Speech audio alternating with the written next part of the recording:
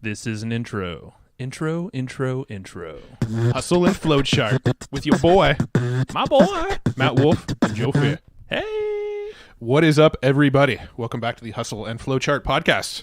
Yo. Oh, presented by evergreenprofits.com. Literally 30 seconds ago, Joe said, I'm going to make sure I say presented by evergreenprofits.com. I pointed at Joe, and he missed it. I thought it was my name is what you know. I was like, oh, no, it's a company name. That's right. Yeah. So the Hustle and Flowchart presented by Evergreen Profits. And the reason we're saying that is because a lot of people don't realize that those are the same people. Yeah. So we're the same people. It's just we were dumb and named our podcast something different. So anyway, it's all good. Anyway, all right. So on today's Hustle and Flowchart podcast brought to you by Evergreen Profits, we're talking to Brian G. Johnson. This dude is a YouTube just ninja. He was actually on one of my older podcasts, and I interviewed him back when he was really big into the SEO world and teaching SEO. Well, he took that knowledge and he applied it to YouTube stuff. And when we talked to Dan Bruck a few weeks ago about YouTube, Dan actually said, you got to get Brian on the podcast. Mm-hmm. Brian just kicks butt with YouTube. So we brought Brian back onto the show and we picked his brain about YouTube. So pretty much, yeah, we talked a lot about YouTube. So I'm not going to even say what stuff in YouTube. So just listen along if you're interested in YouTube. If you want to start from scratch with YouTube, we're going to show you how to start from scratch and build something up really, really cool. Get it. Awesome. Well, thanks so much for joining us, Brian. Great to have you on the show. This is actually the second time I've had the pleasure of interviewing you. We chatted once before with me, you, and Josh Bartlett over on Beyond the Hype. So it's good to have you back and be chatting with you again. Yeah, absolutely. Thank you, Matt, for having me. I'm excited to share about YouTube and video. It's really exciting. It's fascinating. So a lot to talk about today. Absolutely. Yeah. I mean, in 2018, Joe and I kind of said, this was actually after a conversation with Dan Brock. We had him on the podcast. We talked about YouTube. And after talking to him, we said, okay, we really need to put some focus on YouTube this year. We have done nothing in YouTube. I mean, YouTube has essentially been a video repository for us. We make videos and we go, okay, let's throw them on YouTube. Nobody ever sees them except for the people we give the links to. And that's really been our experience with YouTube so far. So it's going to be a big focus of ours this year. So that's why we're so excited about this conversation and you know, seeing what we can learn from you on the topic. But before we do, let's kind of go back a little bit and chat about how you got into YouTube and what you're doing now in the video world. What were you doing before this? And kind of take us through that story of how you transitioned into doing what you're doing now. Yeah, absolutely. Well, we hooked up, Matt, when I was releasing my book, Trust Funnel. So I'm kind of a lifer at this online marketing thing as far as the lifeline goes. I think around 2000 is when people started getting into it, maybe like 98 or something. I was full-time in 2002, 2003. And basically after about 10, 12, 13 years, I wrote a book based on my experience with SEO and affiliate marketing and really just living the dream of being able to leverage online marketing to work for yourself. So I wrote Trust Funnel and that did really well. Like the marketing buzz I got online was serious. A lot of people shared the heck out of it. I did a great job, and that's how we met. You kind of saw that, and I did that. And then there's the dreaded, well, now what the heck do I do? Like I did the book, I made money, I got the coaching deals, the book came out, it did what it was supposed to do, and I was busy with work, but at the same time, I always have a need to continue to create as a digital entrepreneur, like what we're doing right now with this podcast. And that really led me to video marketing and YouTube. Mm-hmm. So yeah, I'm curious, what were you doing before? So that was YouTube seen as like a promotional tool that you just wanted to kind of grasp to well, so it's funny. What I was doing was exactly what everybody does until they get serious with YouTube. Like some people never get serious. Right. And that is, I liked video. I did video. I never really focused on it, but I could like throw together an okay video on my phone or on iMovie or something like that. And I would just host it on YouTube. It's like, it's the land of where the videos go so they can get on your website. Exactly. And I did that whole thing. And like I said, I'd launched my book, Trust Funnel, and I was trying to figure out what to do next. And I kind of noticed people had said, you know, you're kind of heavy on video. You like video. And I thought I'd never really focused on YouTube. And yet I've got this background with SEO. I've ranked hundreds and hundreds of websites. I've drove millions of views, generated millions of dollars through SEO. And that's what really led me into YouTube. Got it. Yeah, no, it's interesting because that's pretty much where we're at now. For the last, close to 15 years or so of just being online doing stuff, we've just treated YouTube as, hey, let's upload it there. We'll embed it maybe on our website too. We'll tell our email list about it. But in terms of SEO and ranking, it's just a total luck thing. Oh, yeah. I mean, if you go on my YouTube channel now and go back to the beginning, there's like videos of me just like throwing the ball around for my dog because it was back in the day where I'm like, ooh, I got this Kodak ZI8 or the Zoom flip cam. That's what it was. Or I had one of those cameras and I just wanted to make videos for the sake of making videos and put them on YouTube, but I really had no sort of intention behind it, and still a lot of those videos are still on the YouTube today. Like it's literally been a repository. So, what would you say to somebody who has used YouTube in that way? Would you recommend, scrap it, let's start over, start a new YouTube channel and kind of start fresh? Or would you say, work with what you got? You probably have a few existing subscribers, a few, search terms that you're ranking for, and don't start from scratch. I mean, where would you take somebody who's in that scenario? Great question. Common question. I think it really depends on where the channel is going to evolve to, what it's going to evolve to become, and what's on the channel now. If there's an alignment there, then that's absolutely fine. In other words, maybe you've got 30 or 40 videos on marketing, affiliate marketing, maybe like how to do a podcast. Mm-hmm. If you're going to continue in that vein of content, and there might be some weird ones, like we've all got those kind of weird videos, like our home life. And right. I don't know how they end up there, but they do. You can unlist those. And at that point, you can kind of sculpt and shape your YouTube channel to really feature the videos you want people to see. Now, if you're going to go in a completely new direction, then I think it makes sense to start a new channel. And one of the things, since I feel like we're going to start heading more into like, how do we really do this?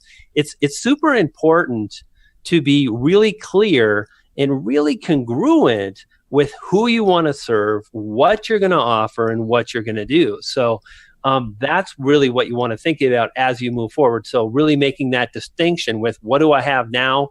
Where am I going? That's a great way to start really building up a channel with some authority. Got it. Now, so you don't think that YouTube sort of categorizes channels as like, okay, this is just a repository channel, let's not pay attention to it? Because I know, Google is obviously a very algorithmic based company that is kind of trying to keep its finger on the pulse of what's going on various platforms.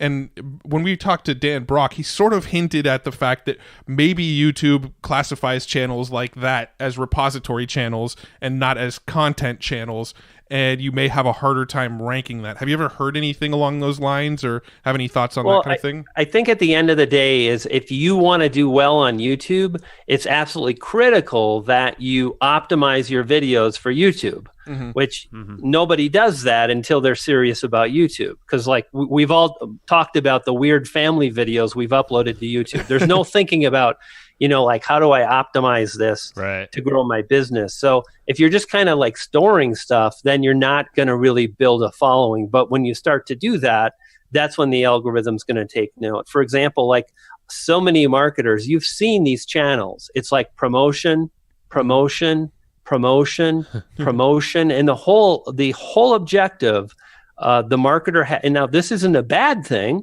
It's not bad at all, but if you do want to leverage YouTube for what it can do, this won't work. You can't constantly be publishing videos with the goal of getting someone to click a link on YouTube to go to a landing page, an opt-in page, a sales page, because basically what YouTube wants is to keep people on the platform, just like we all want. Like I want people on my website, I want them on my channel or my podcast, I want them listening, watching, and so on.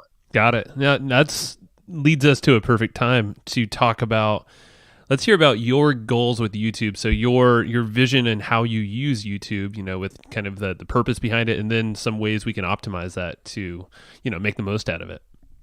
Well, one of the things that I saw when I started, like I said, I was in this transition period, like, well, what the heck do I do with my life now? Like I'm a grown-up, I have to do grown-up things. And I had written the book and I thought, well, people keep saying I am good at video or I've got the potential, and they just keep mentioning video, and I haven't done that. So I started to dig in and really look at YouTube for what it is. And I started noticing stuff about YouTube that you don't get on Google or maybe not on a podcast, but there's probably some of it. So let me explain a little in more detail, like brand deals. I bet you get brand deals on podcasts, but I think that's a unique avenue where it happens all the time on YouTube. In fact, do you guys know or use TubeBuddy? Have you heard of TubeBuddy? I've heard of it. Don't Definitely know much about it. Yeah. Yeah. So TubeBuddy is a tremendous tool that I bought myself and I really like. It's a browser plugin for Chrome or Firefox.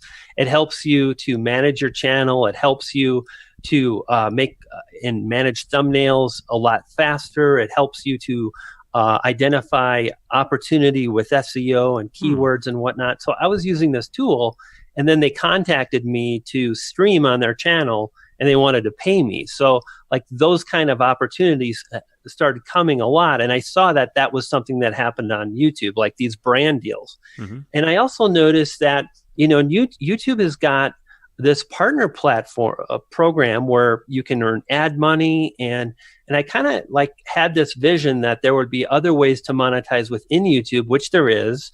I've made thousands of dollars with Super Chat. So if you guys do any live streaming at all, so do I. Every single time I live stream, I make money. So it's like I do the same kind of live stream I would do on Facebook, but I get paid.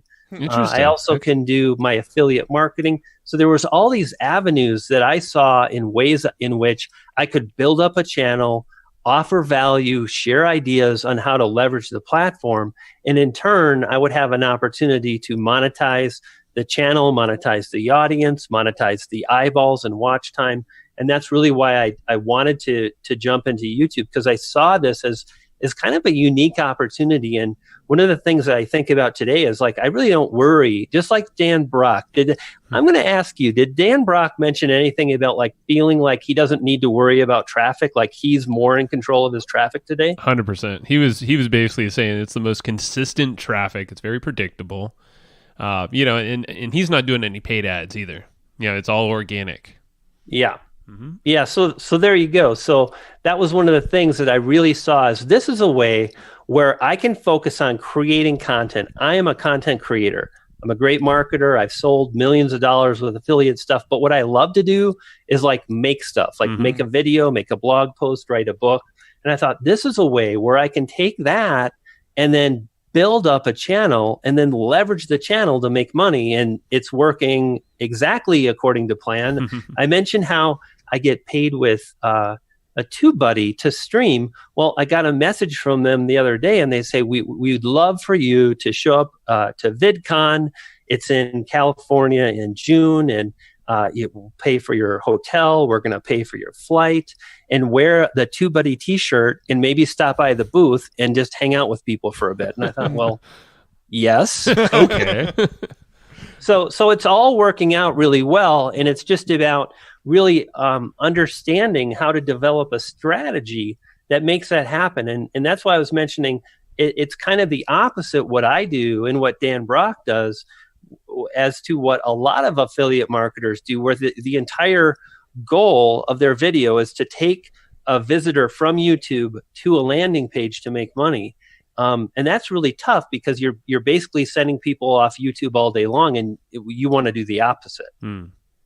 Gotcha. Okay. Now I'm curious. You piqued my interest with the whole live chat thing and how every time you do a live chat you earn off of these super comments. How does that work? What even is a super comment? Yeah. So basically, this is YouTube looking at how do they monetize their platform, and they just took a cue card from Twitch. So Twitch is a big streaming community, mostly gamers, but there's some other like streamers that will play music or recite poems or cook and whatnot. And Twitch had this neat ability where people can sponsor the channel for like $3, $4, $5 per month. A lot of people really, they get their entertainment from these streams. And YouTube saw this, and they've been rolling out their live streaming. So a year ago, you couldn't live stream on your phone. They were way behind, but they were working on it. You could live stream with like OBS to your desktop. And what they did was they basically took some of the functionality that Twitch has been focused on, whereas a user that's on the platform can literally say, I really like Brian's content or Dan Brock's content, click a button while they're live and say, like, here's $20. Thank you so much for everything you do. And like I said, pretty much, at this point, it's not like I'm paying my mortgage, but I do live stream once a week on Fridays, and I usually make at least $100 or so. So it's not, it's pretty good. Yeah, it's an extra way to monetize. You start compounding these different things that you can monetize on YouTube, and that's great. And yeah, we noticed that you do have the ads on your YouTube videos as well. So that's another stream. How's that working? Are there any things that you'd recommend? Well, here's where it gets exciting, you see, because at the end of the day, anything that you really want to do online, you've got to build an audience, and that takes skill, it takes talent, it takes hard work and some good decisions. But the more of those you make, the more good decisions you make, the easier it becomes to grow the channel. And at this point right now, my channel's really starting to grow fast. Like I'm increasing my subscriber rate right now by 45% each month. Nice. So literally like 2 or 3 months ago, I was getting 12 or 1,300 subscribers a month. In January, I did around 2,200 subscribers. And right now, I think I'm close to 2,500 subscribers a month. So it's starting to really grow fast. And Dan Brock experienced this exact thing. He kind of went from, he was doing good, he was doing well, and then it started to explode. And I'm working my butt off to really publish videos that the viewing audience likes, because then YouTube really pushes them throughout the platform. And then all of a sudden, you go from making a few $100, a car payment with ads, to making a house payment with ads. And you show up on a live stream and you don't have 40 people, you've got 150 people, which I'm starting to hit those numbers now. Not quite 150, but definitely 100. 100 consistently over the last 3 or 4 weeks. That's awesome. So it's really about understanding that if you deliver the value to the audience and you take care of their needs, then they will reward you. They're going to binge watch on your content. They're going to come back again and again. And that puts you in a very unique category on YouTube. Probably, 5-10% of the channels really do that well, and YouTube promotes the heck out of them not because they're big channels, but because they're holding the attention of the audience, and that's what YouTube wants, because they show more ads. So yeah. Right.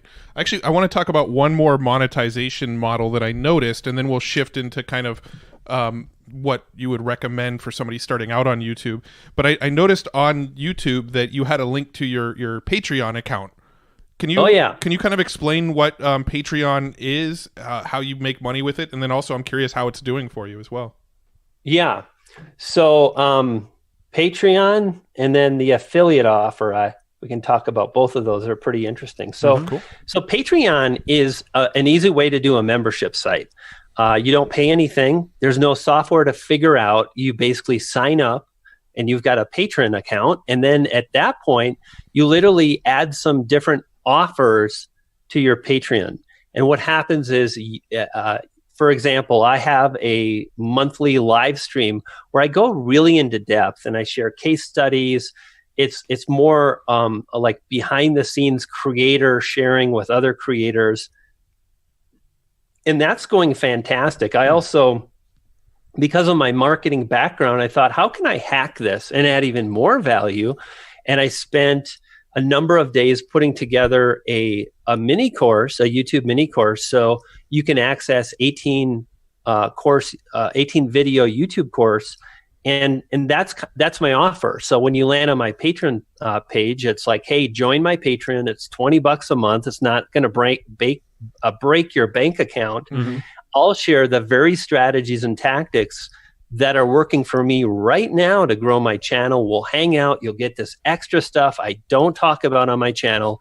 It's $20 a month. It's like skip a few Starbucks and you're good to go.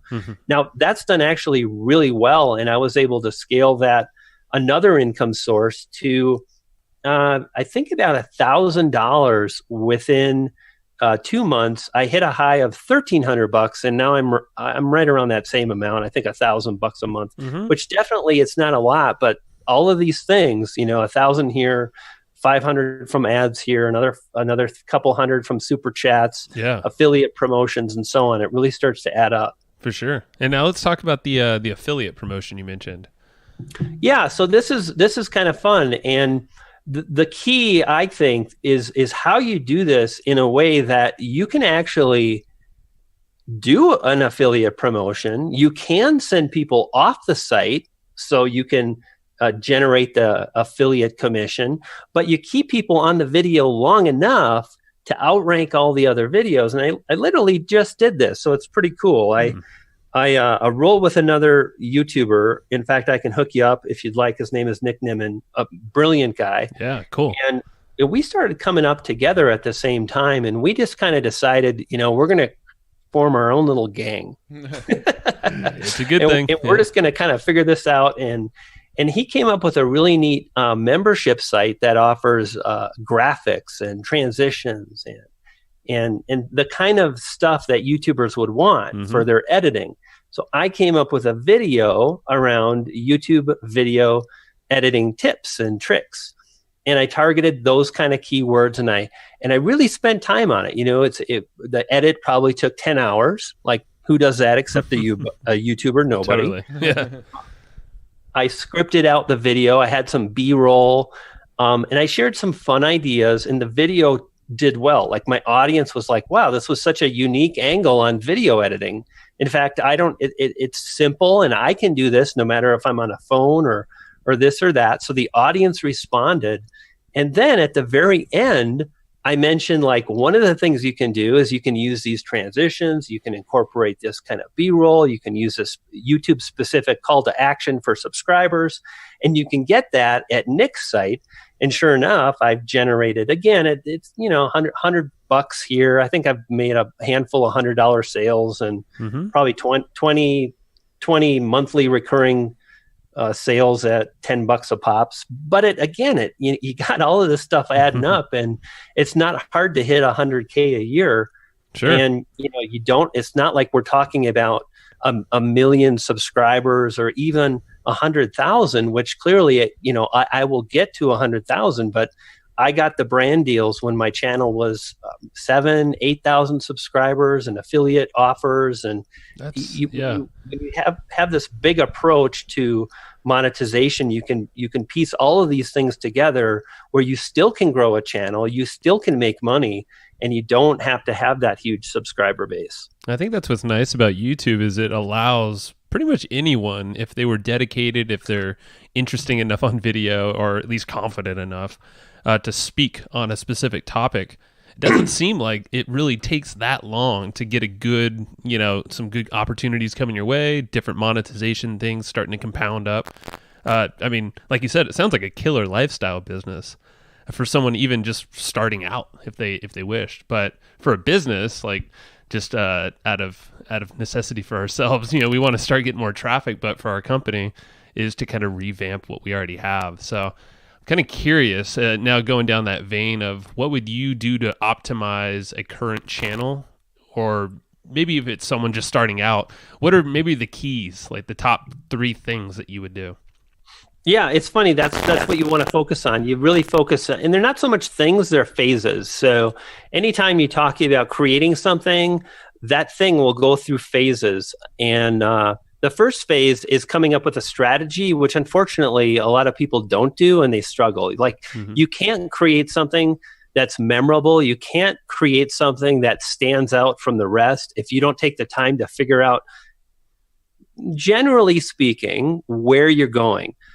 You guys get it, like marketers get it, and they'll create that strategy. That's the first step. That's pretty easy for guys like us. The second step is really dealing with the technical hurdles that video possesses. Now, what I like to do is I take people through a 5-step process where we identify the video has to have a look.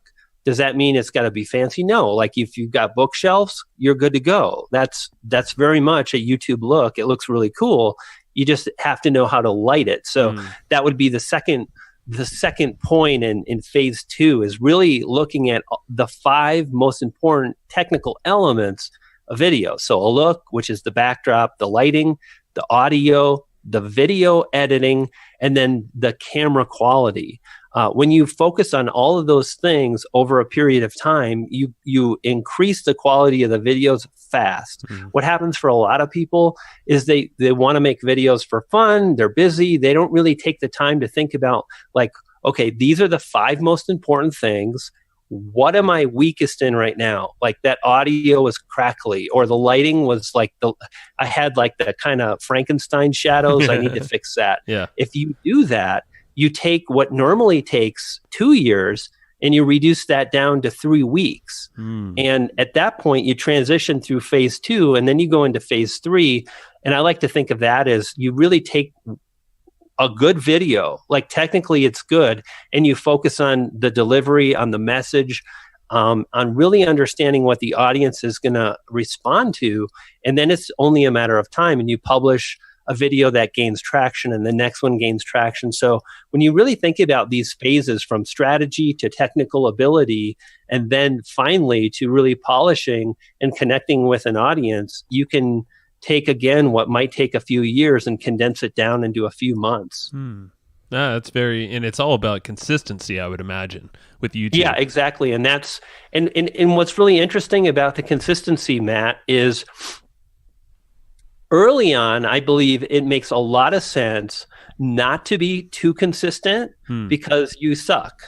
And the best way to unsuck yourself is to publish a lot of videos. Your lighting's off, so okay, like have the audacity to publish anyway and just keep publishing, because you're making a thumbnail, you're optimizing, you're doing all this stuff, and you get better at everything, but you're focused on the lighting. And then you get the lighting fixed. So you publish a lot in phase 2, and then in phase 3, you're like, okay, I'm a big boy now. I publish on Tuesday and Thursday.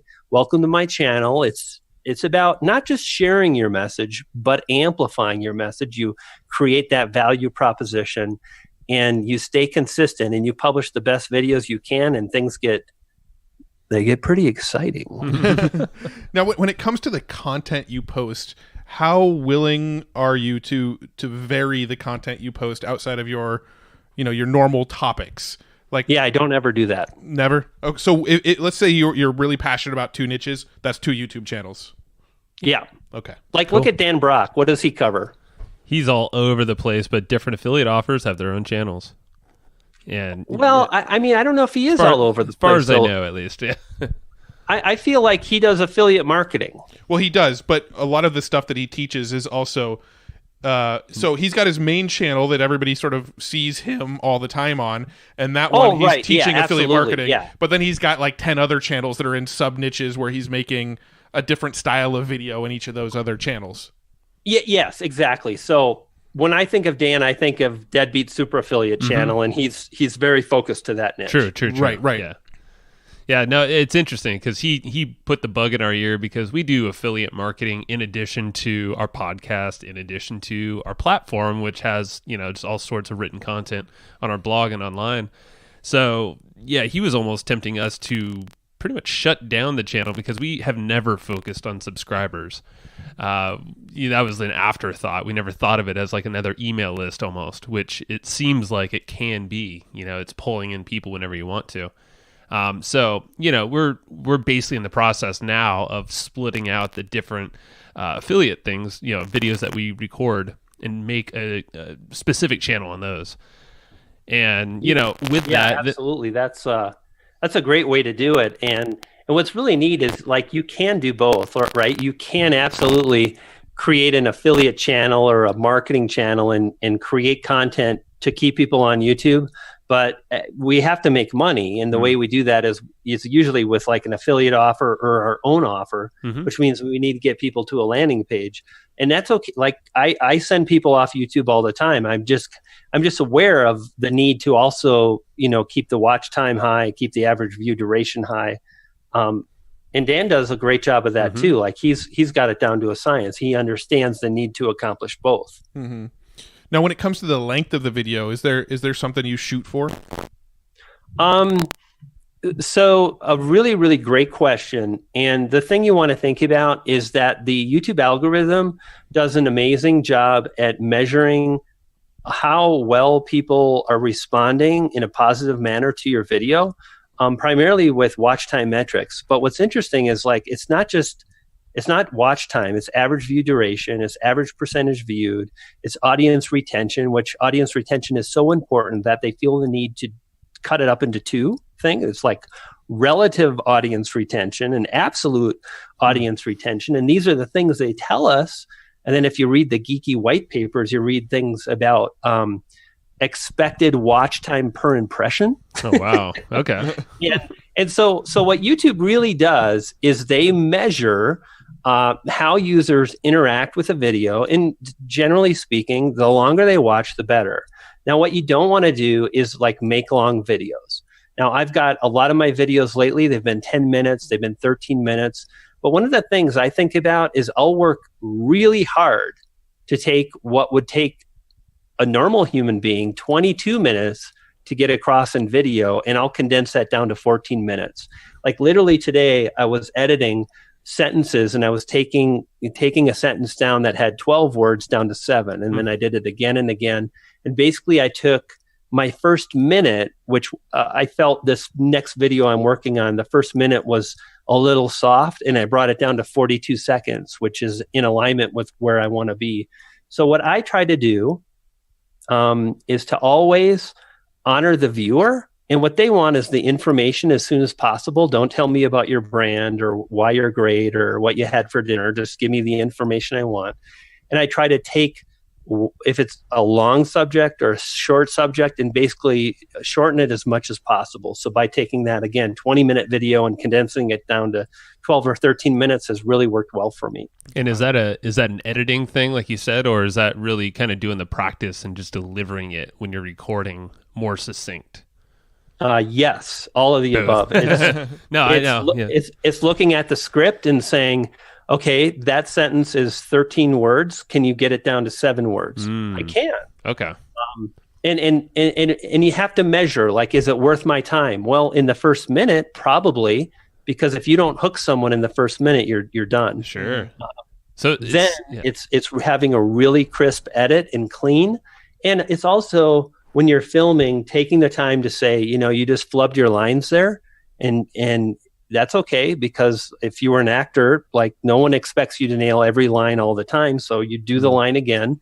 And this took practice. Like, you do feel like a crazy person and you're talking to this camera and there's lights on, but over time you understand that. And here's where the secret sauce is. You want to know the truth, Matt? Absolutely. I always do. Like, it scares me to share this with people, but the most important thing is how we come across on camera. And at the end of the day, a lot of people wouldn't tell people that, but I want to see people succeed. And at the end of the day, anybody, regardless of age or race or creed, can move forward, experience or lack thereof, can move forward and get better. And when you say, look, I need to create a good video, it doesn't mean you need a $2,000 camera. It just means you need to be able to communicate clearly and concisely with your audience. And the more you practice that, the better you get. And it doesn't take years. You can get it. You can do good in a few weeks. You just have to say, like, be good on camera. And it is scary and whatnot, but like having a script, not to read on camera, but next to you, is helpful, So what's your process? If you're afraid to be on camera, that's okay. Who cares? No problem. Do a voiceover, do screen capture, use B-roll. You can create a powerful video.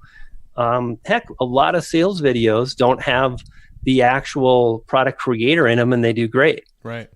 That's true. Yeah. So it sounds like you're a fan of totally scripting the entire video out, and then you said you keep the script next to you. You're not really using a teleprompter.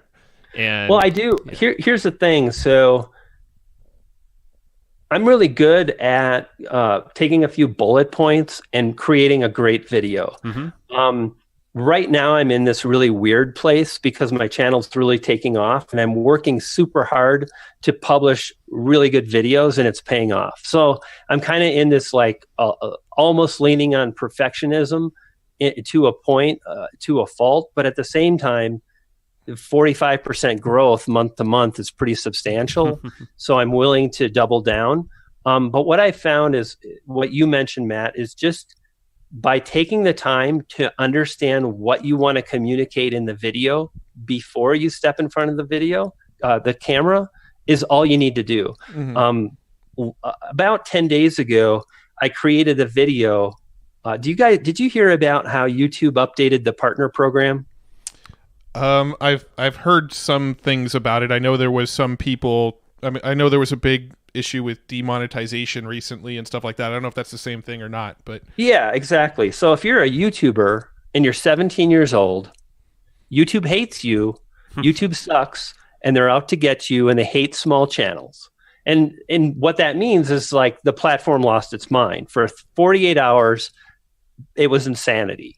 Like YouTube hates us. I hate this platform. It's Jake Paul's fault, you know? And so I felt like it was my responsibility to address this. Like, you know, a lot of the people that watch me, that watch Dan Brock and Nick Nimmin, the people I roll with, you know, they want to hear our opinions. So I came down to my office. I had a sheet of paper. I listed out 12 bullet points. I talked about the opportunity. I talked about the analogy of it's like it used to be a marathon and now the marathon's got 6 hurdles. So it used to be hard and now you have to jump 6 times. I mean, and that's kind of how it is. It's not like this end of the world apocalypse, but drama is a very real thing. And I was able to create a killer video with just the bullet points. But if I really want to hit it out of the park, I will go ahead and script out more of a video word for word, but I don't read it like you said. Got it. Now I have a question about grabbing attention, and you mentioned earlier you kind of got to grab them within the first few seconds of making the video. Do you have any tips or techniques you use to grab attention quickly? Because I know I've seen a lot of videos that follow this kind of formula where there's like maybe a 10 to 20 second intro where they tell you what you're about to learn, and then it goes to kind of like a little intro clip kind of thing, and then it goes into the content. What are your thoughts on making sure you grab the attention quickly so that people are sticking around? So the first thing I always do is I ask myself, what do people really want? So let me give you an example.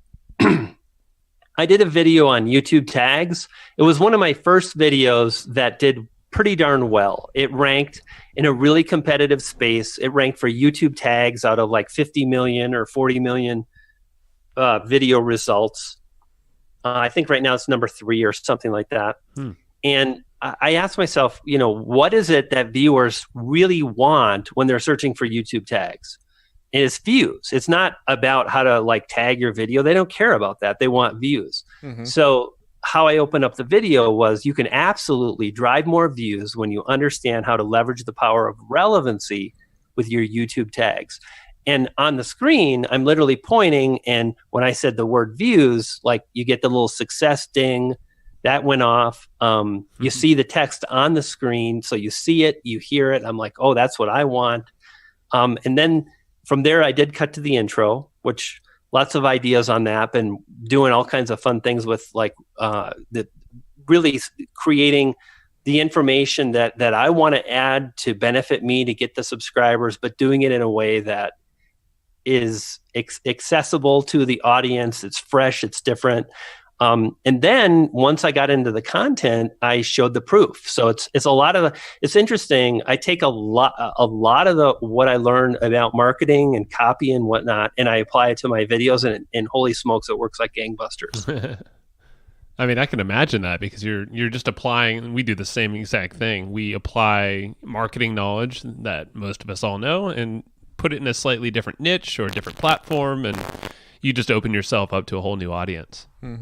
Yeah, exactly. And it's really fun. So like I did that again in one of my recent algorithm videos, and it's really doing well. Like in the last 48 hours, the video's driven 400 views, which the video's been out for 2 to 3 weeks now. So it's like, if it's driving 200 views a day, that's great. And it's getting pushed out into more and more videos across suggested.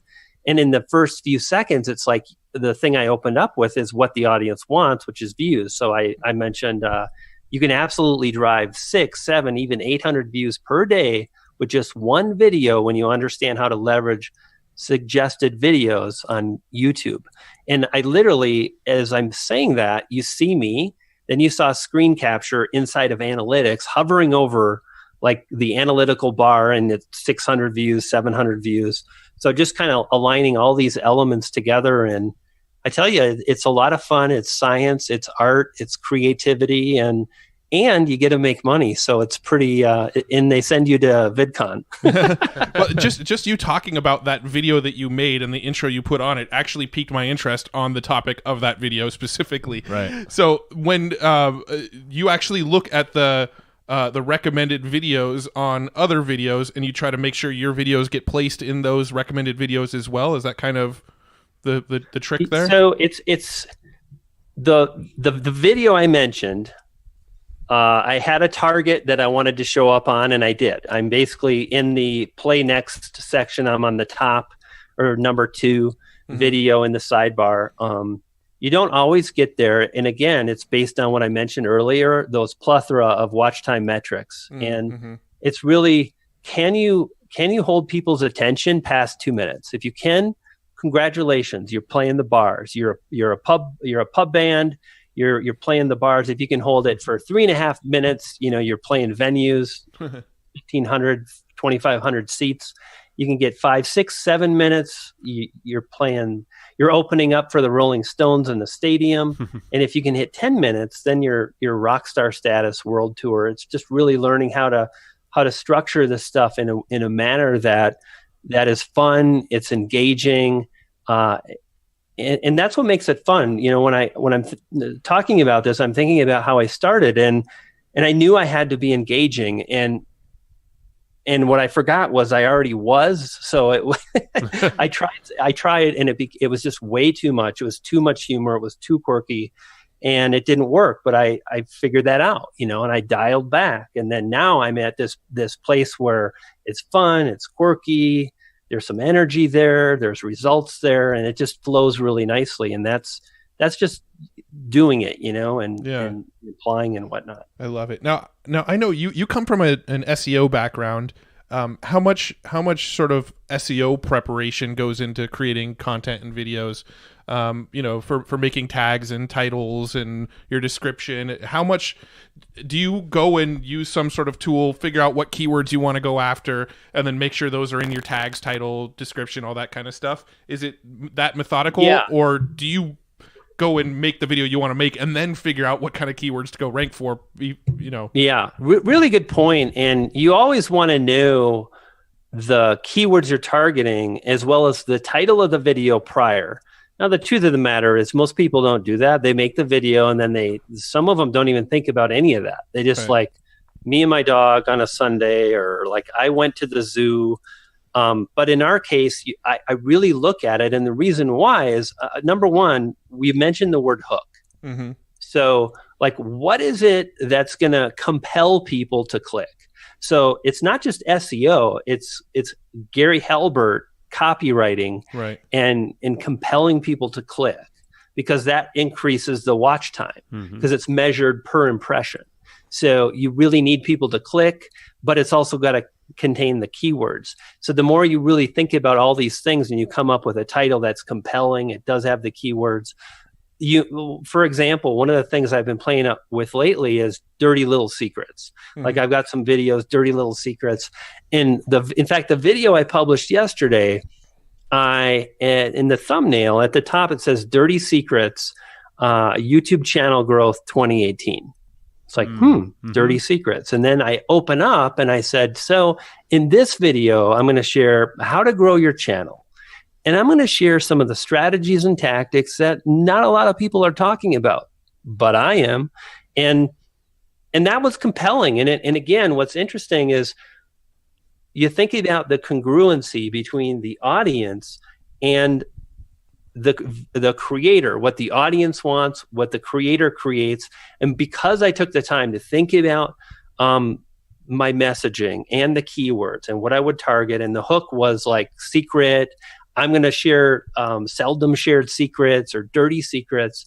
Then when I created that thumbnail and I created the hook, it all kind of works together to drive those results. As far as the SEO, I use TubeBuddy, which is an amazing tool. I also have been developing a wicked SEO tool that really takes all the knowledge that I've had with Google SEO, and then I started applying it to YouTube, and we've got a way to measure video results based on subscribers, views, likes. We've studied tens of thousands of videos through software and machine learning, and that tool is called Morning Fame, and it gives you an opportunity to really leverage relevancy, which is basically the easiest way to get views fast, because watch time is important. It's the biggest thing, but you can't take relevancy out of the equation or you get all weird results. Like if someone's searching for how to groom my poodle, they've got to show poodle results. So the more you're able to select a keyword phrase that's not as competitive, the better you can do early on. And then as you move forward, you can target more competitive terms and so on.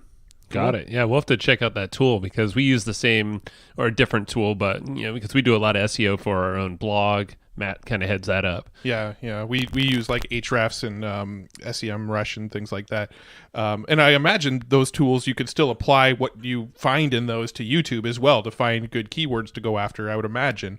But kind of. It really, the thing you want to think about is you always want to be thinking about these are the top 20 videos that are ranking for these search terms, and what are the videos and the channels that publish those videos? How much authority does the channel have, and does the individual video have? And one of the things I like to think about is a weak link. So I'm looking for a video with a small subscriber base that doesn't have a lot of views. And those two things combined together tell me that the watch time metrics are going to be low. Because I know, because YouTube told me that statistically speaking, channels with less subscribers don't drive as much watch time because subscribers watch videos longer. So that's why you kind of have this competitive thing with bigger channels and whatnot. So when you really can break down the results and measure the authority of individual videos is when things get pretty exciting. I like that. That's a great way to spot some opportunities out there, some gaps in the market you can just hop up there and fill. Obviously, you got to get some subscribers of your own first, but that'll come in time. Honestly, you don't. Like I published, I had a few, but let me give you an example. I published a video when my channel was 24 days old. I probably had 500 subscribers. I bet you 300 didn't give a crap. They didn't, Brian said subscribe, they're off on vacation. And I published a video that within about 2 weeks was driving 100, 200 views a day. That video today still drives that amount of views, and it's driven close to 100,000 views now. I've got another video that's driven 250,000 views, and that video was published a week and a half later. So my channel was like 37 days old. So when you're able to leverage, let me break it down. Everybody was targeting how to edit on your phone, or iMovie editing on your phone, or iMovie editing on your iPad, but hardly any videos, and it's still true today. Like none of the videos that rank for iMovie app tutorial, none of the videos contain the word app. That is odd. So I'm like, okay, I'm going to use app. And within a week, I was number 2 or 3 for iMovie app tutorial in search. Within 2 weeks, I was number 1. By week 3, I started getting pushed into suggested videos because there was that gap. So it's really understanding how to read the videos that are ranking in the top 20. That's interesting. Yeah, that was actually going to be the next sort of last rabbit hole I wanted to dive down with you was once you start using YouTube, how do you get that initial traffic to your videos? How do you start getting that initial momentum? Obviously, people like us, we've got a mailing list and blog and other platforms that'll help us kind of jumpstart. But, a lot of people are going to be listening to this going, I don't have any way to jumpstart it yet. And what you just said, I think, is that jumpstart. Yeah, it's totally that jumpstart. In fact, what's really interesting is you can actually get a pretty good visual representation as to how well the videos are optimized for a keyword in any browser. You copy the keyword phrase you want to rank for, and then in a browser you go to find, and then you go to find again, and you basically paste that into the find, and it will highlight the video title and the description if it contains the exact keyword phrase. So when you do that, if you see all the videos in the top 20 or a bunch of them are lighting up, they're all highlighted, it means that this is going to be competitive, and all the creators are targeting the same term, and maybe I can think different and come up with another strategy. Like, it took me a while to figure this out. I was like, hey, how to get what's the keyword on YouTube? It's how to get more views on YouTube. Super competitive. We're talking like 300 million results. And after I failed horribly, I thought, well, let's try something new. And I targeted increase YouTube views. It went from 200 million results to 8 million. So like, we're talking 5% of the amount of videos, and I rank. So it's really about looking for that opportunity and leveraging that to get the subscriber base. And then you can move on to world domination. I love it. Domination. So one question, selfish question, since we're kind of doing a cleanup cleanup job of our YouTube channel, but it also holds some of our affiliate videos that are direct training per these products that we also sell. So it's branded as such. It looks like completely different videos compared to the other ones that we post. Would you suggest, or does Google, or not Google, but YouTube, same guys, do they penalize you if you upload the same video to another channel that you create that's brand new, branded for that? Should you unlist it? Yeah. Here's kind of the rule that I play by, and it seems to work well for me. If it seems like it could be shady, don't do it. Like, if it seems like it could be like funny, and someone would say, I'm not sure, like, definitely that's something that YouTube frowns upon. Right. Because could you imagine, back in the day, I did it, right? Like, I downloaded videos, I re-uploaded them, I targeted new keyword phrases, and then, after getting my butt handed to me numerous times by Google and de-indexing, I'm just like, hey, I'm playing by the rules. And that's kind of how I roll forward. Right. And more the thought with what we're doing is existing videos that are on our current YouTube channel, moving them to a different YouTube channel because they're kind of off topic, and then sort of either unlisting them or just flat out deleting them off the channel they're on right now. Right. Right, that's true. So it's not like it's scammy or anything. No. It's literally a cleanup is the idea. Yeah. Essentially reorganizing. I think you could definitely do that, especially like if you kind of re-edited it and maybe added a bumper or something. Then that would be a different file size and whatnot, and I think you'd be fine. Okay. So it might have to be a little changes. Honestly, what I usually try to do is I really focus when you start optimizing. Videos on YouTube and you're growing a channel, I try to focus on like doing just that and moving forward with the video structure and the template and just following a structured plan of attack so you are able to get those results and whatnot. A lot of times what I see is people have good videos, but you really got to create a video for YouTube in order to do well. And I think it's better to do that like when you're ready to grow a channel to like, we're going to publish videos moving forward in the future based on a script. Now, the script could be bullet points. Like I've got scripts that were 16 words, but they kept me on point. I've had scripts that are 2,000 words. But there is a structure to those scripts. There's the hook. There's the intro. There's the call to action. There's certain types of editing and so on. And I'm making it sound complex, and it can be, but just starting off, keeping it simple, focusing on what's most important, you can do really well. Yeah, and I imagine over time, I know this has been true for us when it comes to blogging content and that sort of thing, is that formula, the intro, grab attention, tell them what you're going to tell them, you have your call to action, all that sort of flow that you put to your videos. It eventually just becomes a second nature thing where you're doing it without thinking about it. You're just so used to doing it. Yeah, exactly. Like, it's not, I don't have to think about any of it now. Like, in fact, we're on this call and sharing examples of calls to action and intros and hooks because I've done it enough. Right. And anything that you do repeatedly, you get better at. So very cool. Nice. Yeah. So we do have a few questions that we like to ask everybody at the end of our calls, and then we'll go ahead and wrap things up. Just to let you know, I've literally got maybe 3 minutes. Okay, cool. we only need 2. So okay. you've got your book Trust Funnel, and you've got your book Tube Ritual. Do you have any other books that you recommend people read that you find yourself recommending a lot? Yeah, there's a bunch of them. So I've got How the World Sees You sitting by me. That's by Sally Hogshead. Amazing book.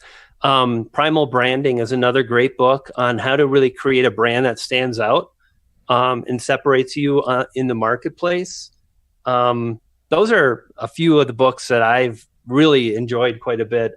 What's another one I'm thinking of right now? Essentialism. Have you guys heard Essentialism? Love it. Great book. I love that book.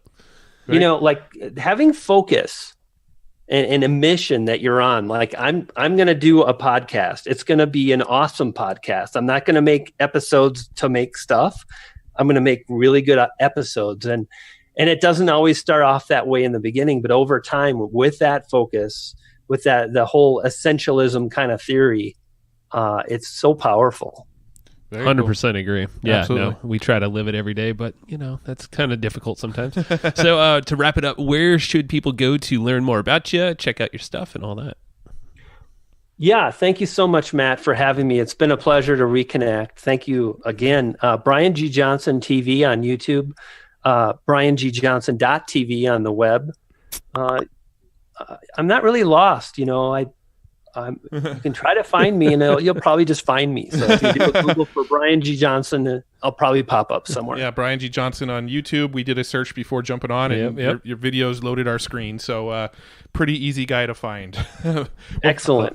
Very awesome. Cool. Thanks so much for joining us and doing this. We learned a lot of great stuff, and maybe we'll do a round 3 sometime. Awesome, my friend. Thank you for having me. It was nice to catch up. Thanks, Brian. Absolutely. All right. Thank you. And I hope you just enjoyed this episode you just listened to. Now, right now, before we sign off, I have a few things I would love for you to do. So the very first thing is to go find our guest on Facebook and tell them that you loved their episode with us. That's going to help them just feel good about themselves, but also it's going to spread the word a little bit more for us. So go find them on Facebook. Everybody's on Facebook, and go say that you love their episode and maybe one cool thing that you learned there. The second thing is to go to iTunes and subscribe to our podcast. Just look up Hustle and Flowchart and hit the subscribe button. And the very last thing, the third thing, is to leave us a review on iTunes or wherever you're listening to this podcast and help us spread the word more. That's how more people are going to get this awesome knowledge, this cool podcast training, and a whole bunch of other cool free training that we give out at evergreenprofits.com. So that's about it. Go find them on Facebook, go subscribe on iTunes, and leave us a review. You would be amazing if you did that, but you're always amazing. So thanks for listening, and we'll catch you in the next episode.